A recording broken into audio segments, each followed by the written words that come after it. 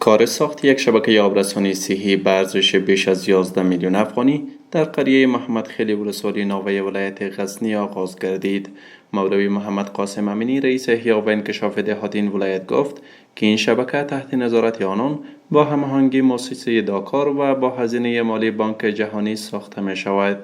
د محمد خیلو په کلي کې د شبکې افتتاح وکړه چې همدغه شبکې لپاره څه بالای 12 افغانۍ ځانګړې شوې دي چې د بانک جهاني لخوا ورکول کېږي او تسهیل کننده ډاکار دفتر د کلوبیر بانک فراختیا ریاست مستقیما نظارت کوي او د محمد خیلو کلی ده او 230 یا 210 شیردارونه شاوخوا دلته لري او دوه ځوري څاګانې سره ځای او رسمي زوره یو کانکریټي ذخیره ده دلته او 8000 متر شاوخوا پایپ ته په دې کلی کې باندې په دې کلی کې غزول کېږي او ټول کورو ته ان شاء الله صحیح پاکي او برسول کېږي. آقای امینی افزود که در برخی مناطق دیگر نیز شبکه های آبرسانی ساخته می شود، اما از مردم خواست تا از ضایع شدن آب جلوگیری کرده و در حفظ پروژه های عامل منفعه همکاری نمایند.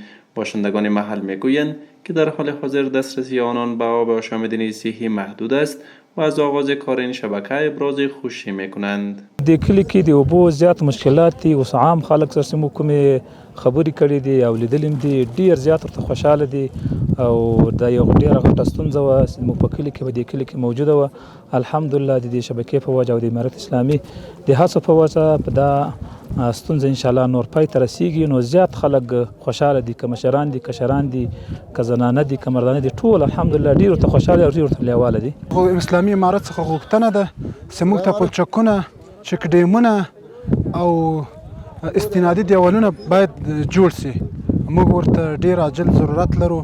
اسلامي امارت هم دا غوښتنه ده او د دې شبکې په اړه موږ له اسلامي امارت څخه ډیر شکرگزار یو. قابل ذکر است که ولسوالی ناوه یکی از ولسوالی های دورافتاده ولایت غزنی است که با آمدن امارت اسلامی توجه بیشتری به بخش های بازسازی آن صورت گرفته، اما باشندگان آن خواستار توجه بیشتر در بخش مدیریت آب و زراعت نیز هستند.